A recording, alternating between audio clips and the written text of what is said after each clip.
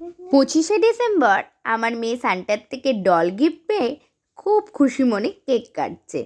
But 25শে ডিসেম্বরে ভিডিওটা দিতে পারিনি, ভিডিওটা দিতে একটু লেট হয়ে গেল, একটুখানি শরীরটা খারাপ ছিল, তাই ভিডিওটা দিতে একটু লেট হয়ে গেল, সরি তার জন্য। হ্যালো ফ্রেন্ডস, কেমন আছো তোমরা সবাই? শুভ সন্ধ্যা সকল বন্ধুদেরকে। আজকে আমি চলে যাচ্ছি, দেখতে থাকো কোথায় যাই। এখন আমি রয়েছি দক্ষিণেশ্বর মেট্রো স্টেশন। দেখতেই পাচ্ছ দক্ষিণেশ্বর মেট্রো স্টেশনটা কতটা ভিড়, প্রচণ্ড ভিড়। ঠেলাঠেলি করে মেয়ে আর মা দুজনে একটুখানি ফাঁক থেকে সেলফি তুলে নিলাম, কারণ মেয়ে আর মা দুজনেই সেলফি তুলতে খুব ভালোবাসি। তারপরে অবশেষে পৌঁছে গেলাম আমাদের গন্তব্যে। দেখতেই পাচ্ছ আশেপাশের চিত্র দেখে যে আমরা মোটামুটি কোথায় এসেছি। হ্যাঁ, আমরা সেই বিখ্যাত জায়গা যেটা 25শে ডিসেম্বর না গেলে ভগবান যিশু খুব রাগ করে, আর সেটা হলো কলকাতার পার্ক স্ট্রিট। আমি 27 বছর জীবনে এই ফার্স্ট এলাম পার্ক স্ট্রিটে, সঙ্গে মেয়ে, হাজবেন্ড এবং দাদা আর বোন।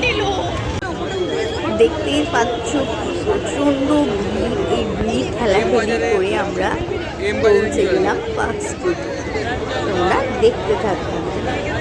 এত ভিড় দেখে তো আমি অবাকই হয়ে গেছি, কারণ এত ভিড় আমাদের চন্দননগর জগদ্ধাত্রী পুজোতেও বোধহয় হয় না। তারপরে দেখো দাদার সাথে একটা ছোট্ট করে সেলফি তুলে নিলাম।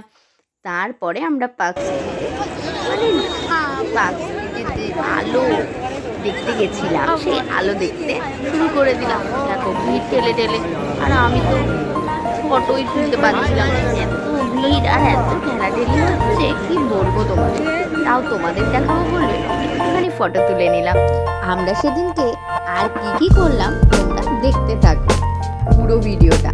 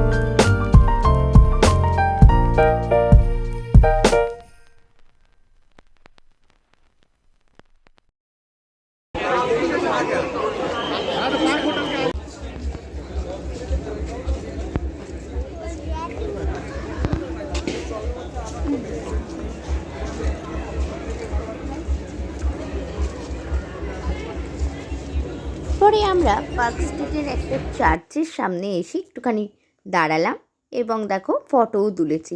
আমার মেয়ে আবার গড যিশুর কাছে প্রার্থনাও করলো। দেখো কি মিষ্টি লাগছে এই ছবিটা। তাই ভিডিওটা ভালো লাগলে লাইক, শেয়ার অ্যান্ড সাবস্ক্রাইব করতে ভুলো না কিন্তু।